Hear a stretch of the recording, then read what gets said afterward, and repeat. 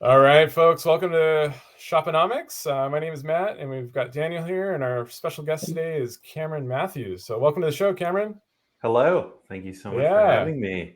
yeah, great to have you.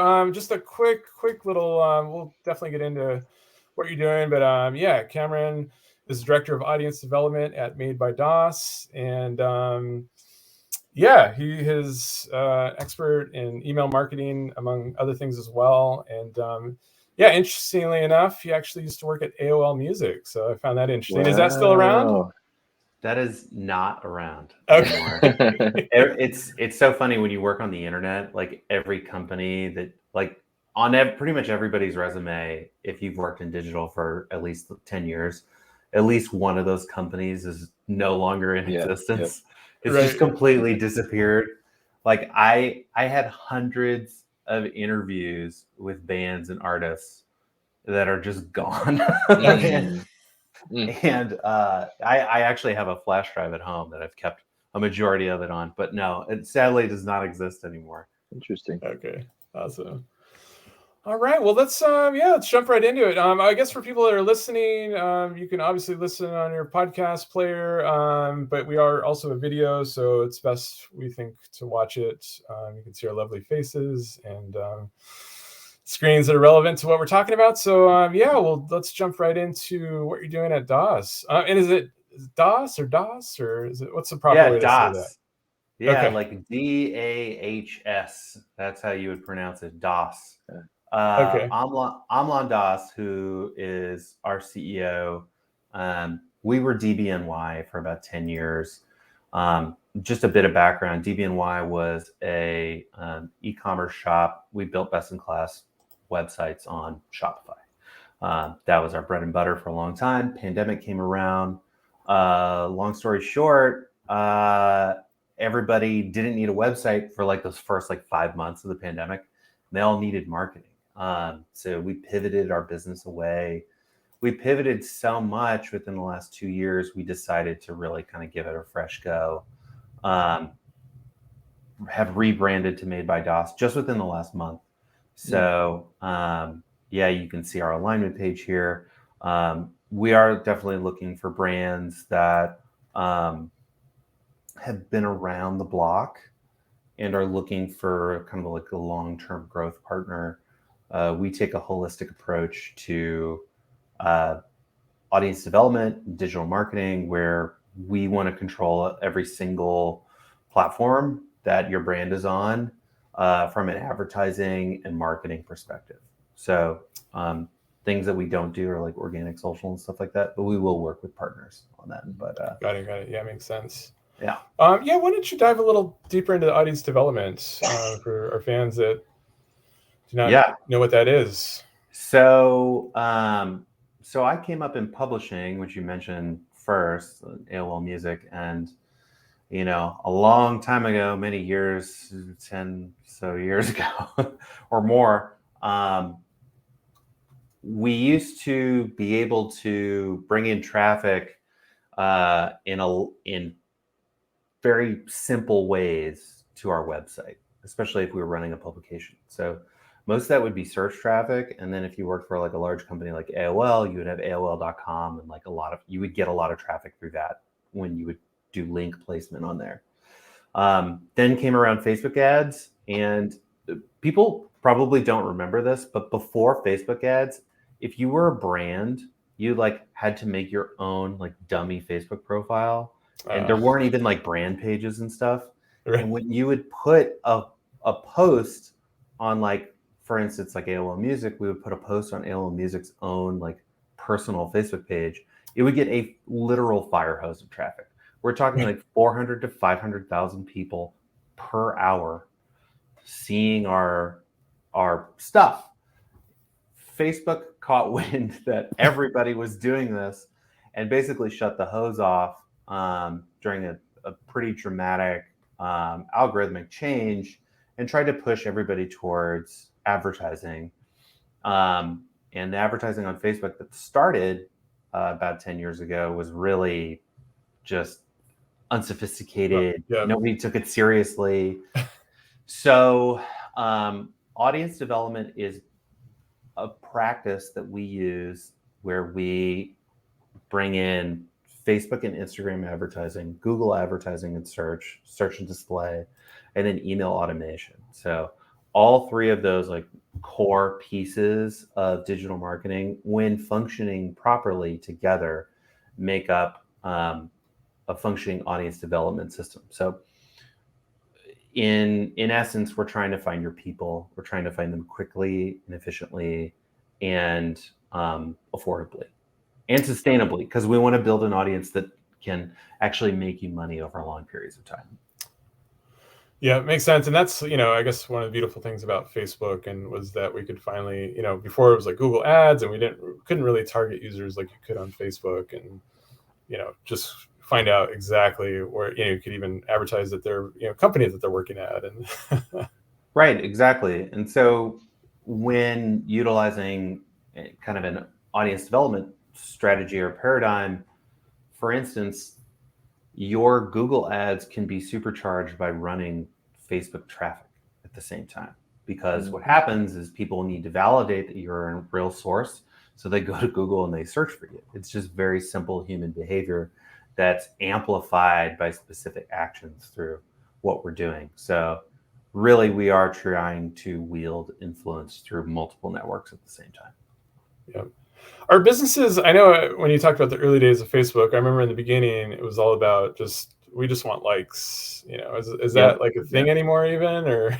It can be. Okay. Yeah. So like your brand story it should have a numbers story. And for some reason, there is less trust in a brand when they have less followers. Yeah, right. Now on Facebook, it's extremely easy to buy through the ads manager likes from abroad. You can buy them for less than a cent from anywhere outside the United States and Europe. And they're real according to Facebook, but we know that they're not valuable, but that just bolsters your number story. So that's part of the strategy. Now, Facebook doesn't have advertising that creates followership on Instagram because they know that that's their crown jewel. They don't want to. They've done a lot of changes that would quote unquote screw up Instagram, but they don't want to make that a huge piece of it. So we do things like send traffic directly to Instagram profile pages in order to try and get followers, but you're looking at like $4 to $5 per follower. Wow. Advertising costs. So it's a huge premium. So there's probably a little bit of bad behavior too that I don't particularly condone on Instagram, like buying followers from like a bot farm and stuff like that. But you can bet your bottom dollar that a majority of brands are doing it. Yep.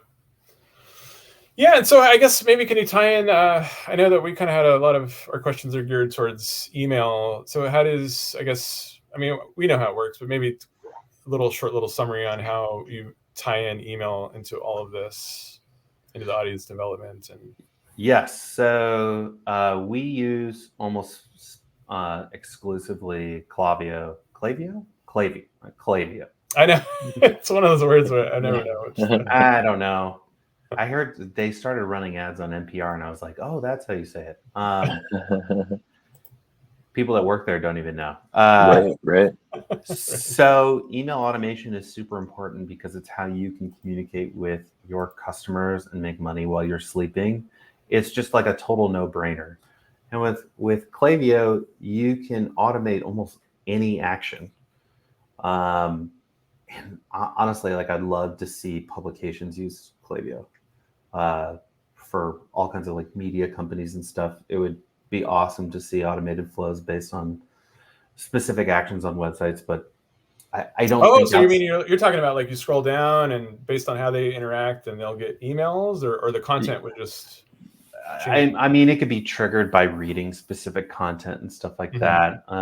If you were smart enough to be able to use triggers that way, but it's almost exclusively used within e-com. So there are still so many people in e-com that use MailChimp. MailChimp does have automations, but they're they are nowhere near as sophisticated as Klaviyo's automations. And there are actually a few clones of Klaviyo at this point. So the reason why it's so important to use Klaviyo or to use email is not just the automations, not just the ease of use, it's the data. So with Facebook and Google, you are renting data from a giant platform. You don't own really any of that customer data. And ever since the iOS 14-15 change, which Apple has implemented, you get even less visibility into your customer base that is coming through your website and purchasing. So you only know as much as Shopify is giving you, which is great. We know the end purchaser, but who are all those people that are kind of caught in the middle who are window shopping? Mm-hmm. We have a much smaller viewpoint of who those people are. So the easiest way to capture them is to make them fill out a pop-up on your site, give them an initial offer, and then drive them to an email. This does two things. Number one, Google loves high open rates for your domain. And so a welcome series tied to a pop-up will absolutely improve your standings on Google. And then number two, you own that email address or that SMS or that phone number. Once you collect it, you can utilize these emails and phone numbers in order to create new lists, not just to email, but to feed back into Google and to feed back into Facebook in the form of a lookalike audience. So you can do a lot of basic remarketing from this. It's really a lot cheaper than what Facebook will give you, and a hell of a lot more accurate. So let's say you've got a list of 1,000 people now. You've been running ads to pop-ups, and then you could take that list, upload it back to Facebook or Google or both, and target similar audience. Yes, and it has to go through a specific behavior chain. So it's not, we don't just make lists of people that fill out the pop-up and want that initial offer. We can go further down. We can say, here are people that filled out the pop-up and the initial offer and added to cart, but did not purchase. So the more volume you get in that behavior chain all the way down to a purchase, the more exacting your lookalikes can be when you model those audiences in those platforms. Got it. Now, is there anything, as far as, so you've uploaded this list to Google or Facebook. You're hoping that they don't do anything other than, you know what I mean? We hope that list is only used for this one purpose only, right? Yes, it is used for that one purpose only. Okay. But that does not keep these platforms from, the platforms themselves are not doing anything with the data other than what you've asked it to do, which is to find people that look like those people in that behavior chain. But there is a whole, and this is a completely different conversation, but there is a whole world online of people who sell audiences that they build. Yeah. So you can buy an audience that's totally validated, that buys in a particular CPG category, let's say. You can sell that audience to other brands. So there's a whole, it's definitely I would consider it a gray market. Gray. Yeah. But Facebook even will encourage it in certain circumstances. Have we done it as an agency? Yes, we've absolutely tried one brand's audience on another. And what typically happens is it doesn't work well. Got it. The category fit just isn't good enough. Okay. Yep. A question for you on Klaviyo and email marketing in general. What percentage of revenue is email marketing typically responsible for in the businesses that you work with, or just generally? So across campaigns and flows, I really want to look at 25 to 30% of total revenue. The reason why, and the split between campaigns and flows is very important. Flows should really be about 15% of your total revenue. So your welcome series, abandoned cart, nurture series, anything automated, that should be right there, 15% of everything. Could be definitely higher, depending on, there's so many nuances in business. It depends company by company, but total top line revenue from email should be, anywhere between 25 to 30%. That's a really healthy amount. If you're not getting that, you're either not sending enough campaigns, or you just have totally ineffectual lists, or you don't have the right flows set up. And we're talking last click attribution probably with that 25, 30%? Whatever attribution Klaviyo uses, which is a 5-day window. Okay. I don't think that they have changed their attribution window lately. It is a last click model, not a view model, unlike MailChimp, which is a forever attribution window. Gotcha. Got it. As far as so it sounds like you're 100% in Klaviyo. Are there any other tool sets that you kind of use in combination? I guess there would be another one for SMS, correct? Yeah, so you have kind of your pick of the lot when it comes to SMS. There's so many companies that are basically clones of each other, but have like slightly different modalities. Some are better at customer service, some are just straight up cheaper. So on the SMS side, the big players are, they're slipping my mind right now. So Klaviyo is one of them. They are a little bit more expensive as far as cost per send, especially if you add an image to it. But what I like about sending SMS through Klaviyo and using flows through Klaviyo is that all of your data, including email, is all in one house. So your data, when you send lists and segments to Facebook for modeling, it's all there. It's like all of the phone numbers and stuff. Now you can, from like a company like Attentive or Postscript, which also does SMS, you can feed that data back into Klaviyo.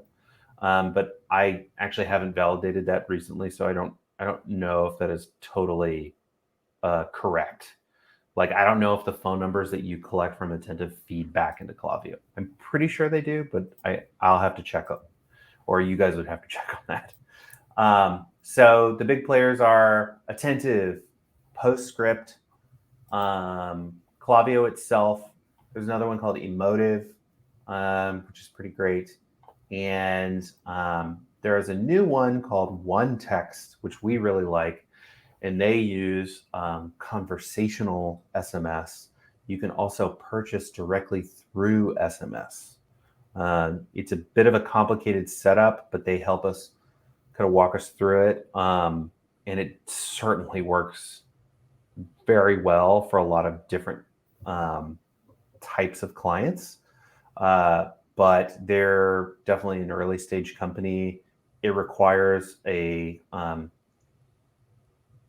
talented customer service team on the brand side in order to run. So Attentive and Klaviyo and Postscript, all these other places are different shades of the same thing, and you can do a ton of automation and campaigns through them. Yeah. Last week we had the founder of a new app called Relo on, and it's I think it's only been out a few months, and the company behind that is called Blueprint, and they're bigger in the UK. But definitely something to check out. Yeah, absolutely. All right. Let's see. At the moment, what automation triggers are you most interested in, or does it vary? Certainly varies by client type. I mean, there's so much nuance in between brand to brand that we have to evaluate each one a little bit differently. Everybody gets a welcome series, dependent on if they can afford an initial offer or not. I have worked with multiple brands who do not do any sort of discounting, and I have convince them to do one specifically so I can get email addresses. That is typically the hardest conversation that we have to have with a brand if they're not willing to do any sort of discounting. So welcome series, abandoned cart.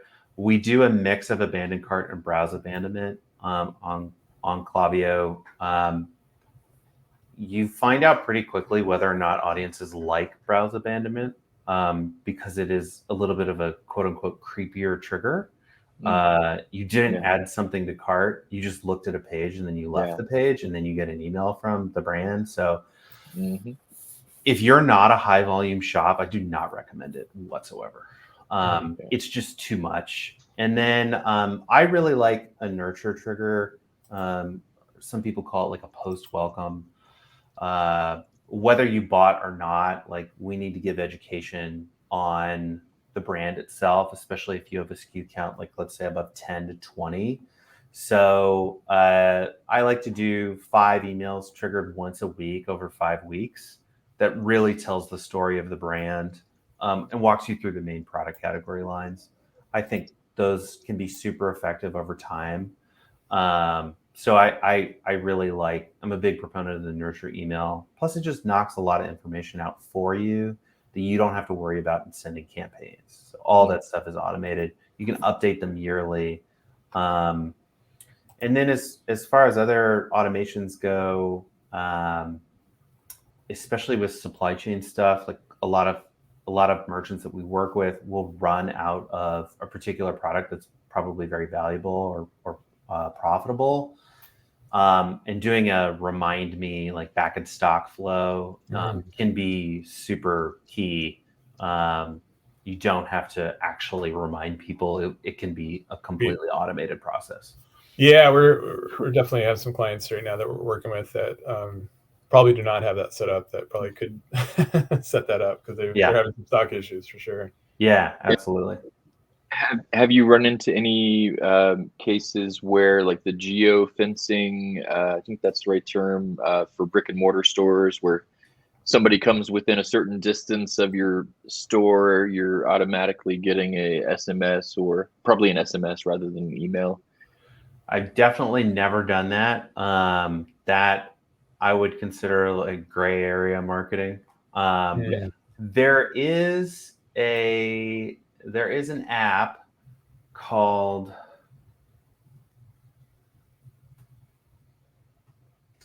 Wonder something. There's so many apps. Yeah, there's just so many apps. It's called like, I don't want to get it wrong. We need an app to like that just remembers all our apps. I think it's Wonderkind. It's called Wonderkind. It used to be called Bounce Exchange. Wonderkind? Wonderkind, Kind, Wonderkind with a U, .co. And so what Wonderkind does is it will piggyback on your Klaviyo account and it will send an email to somebody who visited your site but the customer never gave their email address. I find this practice to be bad. I think email has been so abused for 20 years, and less is more, and it's something that I preach with all of our merchants and all of our clients. We don't over email on campaigns. We don't over communicate, because you just destroy all the goodwill. And like I said, unless you're an extremely high volume shop, which let's be honest, most merchants are not, there is no reason that you would need to use an app or a tool that would communicate with somebody without their express permission. So going back to like geofencing, stuff like that, like I personally never used any tools like that. I'd love to hear about them. Especially like if you're in a store and you get that experience, that could be cool. I just don't know the legality of it, to be honest. Yeah. I just ran into something this past weekend. So 3 or 4 weeks ago, I was in England and I took Ubers because that was like the rideshare app available there. In the US, I'll use Lyft. And so I was traveling again this weekend and I used Lyft. But like Uber was able to see that I was not using them, and they were hammering me with offers while I was out of town. And so, it could have been like airport. The app realized it was in the airport, and start like put me on a list as somebody who might be interested in that. But that was something just from this weekend that I felt like it felt kind of I was intruded upon by Uber a little bit. Yeah. Oh, absolutely. That's very interesting. Yeah. To basically, you would geo-target a specific location where you know that a bunch of Ubers are, or rideshare companies are, and then just send offers through the app or send text messages. Yep, we'll give you a deal. Pick us. When it comes to brick and mortar, we can do tons of really interesting stuff with email specifically. So when we work with merchants that have a brick and mortar store, I would say the majority of them do not have, because we work primarily with Shopify stores. I would say a majority of the stores that we work with that do have brick and mortar do not use the Shopify POS system, but I wish that they did. I don't think the Shopify POS system is particularly amazing, but it would help streamline inventory for their actual stores, which would probably make things a lot easier. And the other thing is you can feed into Facebook what's called an offline conversion. So you can retarget people who actually visited the store and bring them back for specific promotions and stuff like that. That's just basic kind of like data practice in a brick and mortar store. I think that there's a lot of work that can be done in agencies helping brick and mortars kind of get to that next level. But aside from that, the cool stuff that we can do on email is if somebody comes into the store and buys something, we should be able to get their email address and then trigger a welcome flow specifically for somebody who's come to the brick and mortar store. You can do that using Zapier, especially if you're using like Square. Typically, a lot of merchants are using Square or Squarespace.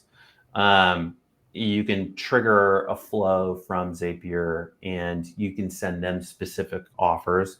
And that segment of people who are using brick and mortar, they should be treated completely differently than how you would your digital consumers. And I don't necessarily want them to become a digital consumer all the time. I just want to know that I have my pick of the lot when there are two different types of audiences that I can work with. Yeah, a localized one and a national digital one. Yep. So what would you say would be like too many emails per, like in a week? Like daily, obviously too much. I guess it probably would depend on the industry as well, but yeah, I think one a week is too many. What? Okay. Okay. Interesting. We like twice a month. Okay. And again, it totally depends. If it's the holiday season, all the rules fly out the window. November 1st to January 10th, like have at it, because you are joining the cage match that is holiday, and you have to compete. And if you can't be loud, you're not going to get seen.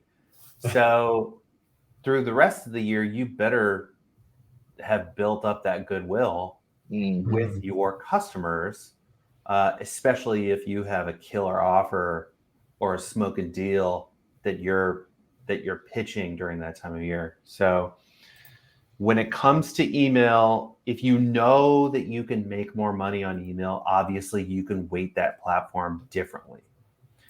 But we typically only send emails twice a month, maybe 3 times. That does not include resends. I think resends are totally underutilized. Sorry, resend? Yeah, resend. So if you sent a campaign, let's say it had like a 30% open rate, you made like a couple $100 to a couple $1,000. If there's probably quite a few people who opened that email but did not make a purchase. Just resend the email to the people that opened it but did not make a purchase.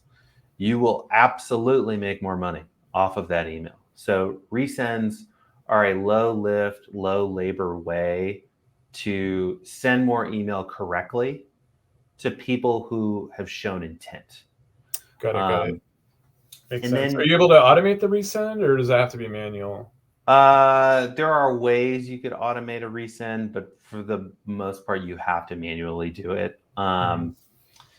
What I like to do is that I say segmentation is far more important than the amount of sends that you have. So I could be sending to 4 to 6 different segments, depending on what the offer is or what the kind of email is. And so you could consider that as 6 emails in 1 week, but it's all the same content, but it's all to different people. All different people in the funnel. You can target people based on, or you can segment people based on their email behavior. So if they're engaged in opening emails or not, or just simply their purchase behavior. Has this person purchased within the last 30, 90, 180 days? And segment them based on those specific cohorts. So there's a lot of ways that you can slice that. But that is far more important to me than sending a campaign a week. And again, if you are a high volume merchant, you can probably get away with sending more emails. But like, I'll give you an example. I suffer from dandruff. And I bought I did tons of research, and I was like, what's the best dandruff shampoo out there? And I found this French brand called Typology. I really like their dandruff shampoo. So I bought it, and I've been using it for like 2 months. I get an email from Typology every 3 days. That is absurd. So I still have not, I haven't unsubscribed because I'm truly interested in the behavior of these companies and like why they think that this is a successful path. Because what you're doing is you are submitting to churn. You have agreed that churn is the only way to function as a digital enterprise, which I completely disagree with, unless it's holiday. So most companies that are either run by private or owned by private equity, or have really exceptional direct-to-consumer goals, they will abuse email as a channel right out the gate. Like, they know what I bought. They have shown me every single product that they offer in a different email. They've given me like maybe 6 or 7 offers at this point. I'll probably just rebuy the shampoo because it's all I need. But that specificity, the more SKUs you have, the more complicated this process becomes. And I can tell that I am not being segmented based on anything. Yeah. I'm only a buyer. That's it. There's no behavior involved. I haven't been asked what I want. So there's so much that you can do with email. And simply asking, what kinds of emails do you want from me, like in a survey or something like that, that would supercharge your segmentation so much better than, scattershot emails every week. Yeah, makes sense. Yep. Yeah, no, I get some emails, like I browsed something, or maybe I bought something at one point from like a, home goods store, and I feel like it's rugs. I was looking at rugs, and so they know who I am. They know I had an interest at one point in rugs, and like literally every single day I get an email at like 7 a.m. new things, including rugs, and then the email has 0 rugs in it, and I'm always like, I need to unsubscribe, and I feel like maybe I have at some point, but I don't know.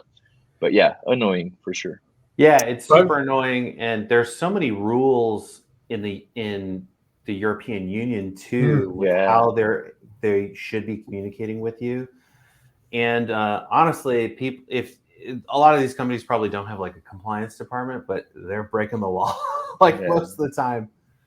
In your experience, have you seen that happen at all, or like where somebody's actually gotten in trouble? Sued? Oh yeah. Okay. None of my clients, and we are not lawyers, so we always have to preface like, hey, we're not lawyers. We cannot advise you on legal matters. But you should read this section from Google on GDPR and what that means for how you collect data and how you send emails to people. You can get away with quite a lot. You could probably send emails daily, but like, if somebody asks you to unsubscribe, you better unsubscribe them. you're opening yourself up to a world of hurt. And so a lot of these companies, I don't know what typology uses. I assume something like Klaviyo or probably something like, a lot of companies use like really old, like Oracle Cloud and stuff like that. So there's enterprise level software that has been able to do this for a long time that they may or may not be using, that just doesn't have the data practices that Klaviyo does out of the box. Interesting. Yeah, I've noticed recently in some sites we've looked at like things like Salesforce being used is like that's what is being used to kind of automate all of that. Talk about the bulkiest software ever created. I know they've been so successful too. It's just brute force and all their money they can. Yeah, I guess so. Every time, like, we've set up like a CRM multiple times. We do mostly word of mouth, so having a CRM is not like the most important thing in the world for us at Made by DOS. But we've had Salesforce before, and I was just like, shut it down. I can't use this. Yes. Right? Yeah, it's so clunky. Yeah. You talked about segmentation a little bit earlier and how important that was. When you get to the reporting aspect, how does segmentation play in? Are we reporting on at the level of segments, or is your reporting typically more broad? So it depends. When I send reports to clients, you would probably be, I don't know if you would be shocked or taken aback by like the amount of data that I send them, but I don't send them a lot. Mm-hmm. The reason being is because it's not helpful and they don't know what they're looking at. So if I send them data on segmentation on like how many people clicked, opened, and purchased through a 90-day window versus a 360-day window, those are two different segments. They don't really care because for us, like we're in charge of that. So they don't have to think about that. Yeah. Mm-hmm. Also, at the same time, it's very rare that I turn off a segment. So I segment specific users based on purchasing information and engagement only so that I send a signal to Google that I am a trustworthy source, not just because I make more money from that particular segment. I already know what segments make money more than others, and it's the 90-day cohort.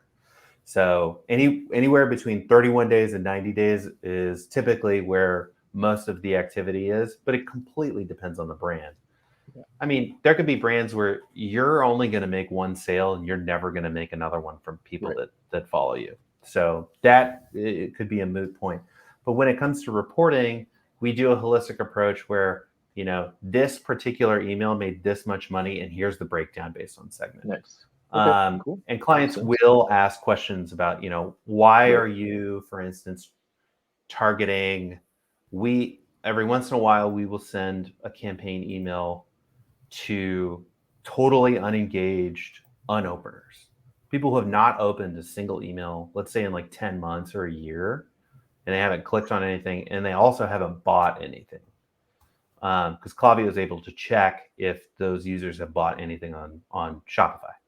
Mm-hmm. So we do that because we need to clean the lists of people who are interested at all. If they're not interested, I honestly don't want them. And one of the beautiful things about Klaviyo is that I still get to keep their email addresses and all of their data. Everything they've opened, everything they've looked at or received, I get to keep that data, but I don't have to pay for it if I suppress those email profiles. And then I can use that totally unengaged cohort as an exclusionary list when I am targeting on Facebook. It makes it a little bit more accurate. Interesting. Got it. Well, Cameron, we've finished kind of the main section. We're going to jump into the rapid fire now. So you're going to get some questions, just kind of quick yes, no. Okay. So let's get started. I'll go ahead and start with the first one. Should all companies be using pop-ups? Not all companies. Okay. No. Okay. Okay. Good. If I'm on a MailChimp, should I move to Klaviyo like today? Yeah. Immediately. All right. Is St. Louis a cool city to live in? Yes, St. Louis is amazing. We have the St. Louis Cardinals. We have Albert Pujols. Okay. We have the City Museum and the Arch, and it's very hot. Okay. And we have an amazing food scene, which we did not have when I was in college. Don't make me talk too much about St. Louis because that'll be the Okay. whole Okay. Favorite podcast. coffee shop in St. Louis? It's called Blueprint Coffee. Oh, Blueprint, connected to the company I interviewed last week. Oh, really? That's a sign. Not Oh my related. gosh. Not related. Not related. Yeah, they're incredible. They source their beans very well, and they have a shop 2 blocks from my house that used to be an old filling station, and on the outside it says reliable brake service, but they changed the spelling of brake to BREAK. Nice. Nice. What about toasted ravioli? Best toasted ravioli in St. Louis? So T-Ravs, as they're called by the locals, if you want the down and dirtiest version, you got to go to Emo's Pizza, which is the square beyond compare, the original St. Louis style pizza with Provel cheese. But there's a bunch of bars, just little dive bars that like will make their own toasted ravioli that are better than anything that you will I don't get think I've ever in the had store. toasted ravioli. That sounds amazing. Yeah, it's amazing. It's fried. They're not toasted. Oh, fried. Okay. Yes. Yeah, it's like a fried ravioli with some spice blend on it, and there's always meat inside. Oh, okay. There's actually a new toasted ravioli spot here in St. Louis called Toasted, and the branding is amazing. And they do all different types of filling, and they have like a chocolate one. And get to St. Louis. Yeah, I it's a whole food scene, man. Company trip. Yeah. Should companies be using double opt-in, or do they ever? So it depends. In the United States, not necessarily. In the UK and European Union, you better have it on. You better turn it on right now. And in Australia and in Canada. California has a slightly different cookie policy, so it's pretty good to adopt it's called that. Yeah, Got it. So I know we're in the kind of rapid fire, but so if they do a double opt-in, the box pops up, they put their email in, and then they're still having to opt in after that even?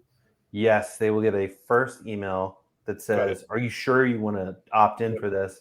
And then they get a second email after that. Klaviyo actually recommends that you do this. Okay. It is not ruled necessary by law in the United States, and people are not used to that behavior yet. So until it becomes law, I say you don't have to do it. How much do you love two-factor authentication? I love it because people try to steal our shit all the time. People try to log into our stuff constantly. This thing that has been happening lately, like check your clients' Facebook accounts today. Oh, yes. People have been getting into Facebook accounts and running up tens of thousands of dollars in advertising to like free debit cards and stuff like that. Like just ad bombing specific accounts, or like sending ads to the stupid products that you see on like Twitter all the time, like a sunset lamp, or like, like GAC, just ridiculous, internet products. So be wary. Turn on TFA. Okay, it should be possible. Yeah. Should companies be taking TikTok seriously? Absolutely. Couple of different reasons why. For now, the CPMs on TikTok are cheaper than most platforms, depending on the product that you have. If your product skews older, you still might want to validate TikTok because it does have a growing user base of, I would say, geriatric millennials and boomers who have been using the platform, and it is growing. It's pretty much the only platform that's growing right now. Ads on it are questionable, but organic, absolutely. Start running organic social on there today. Are companies still using fax? Like a fax machine? Yeah, when was the last fax you sent? Do you recall it? I think I faxed something to my accountant like a week ago. Okay. We're talking about fax blasts. Fax blast. Oh, a fax blast. Yeah, can't say I've had a fax blast in a while. Maybe you should look into it. Maybe it'll stand out. You know? Yeah, we can. What was that on The Office? He sent a woof, which was like a fax and an email and a text message all at the same time. Right. Right. That's hilarious. Well, great. Well, I think, Daniel, did you have any other questions? Or No, I feel like we covered everything. Awesome. Cameron, why don't you tell us real quickly how people can find you? Oh, amazing. Yeah, please visit madebydos.com. Take a look through our site and see if our agency is the right fit for you. You can always email me at cam@madebydos.com.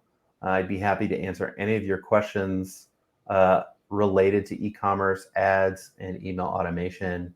I really just helping merchants of all sizes, and I can help you point you in the right direction. So hit me up. I'm available. And Matt and Daniel, thank you so much for having me on. I'd love to be on again. Yeah, thank you for being here. And we'll have links down in the show notes as well. So yeah, thanks so much. And I look forward to chatting with you more again in the future, and hopefully visiting you in St. Louis and eating some of those toasted raviolis. Oh, perfect. Yeah, absolutely. We'll do a tour to ravioli. It'll be excellent. Guys, thank you so much. All right. Thank you. All right. Bye-bye.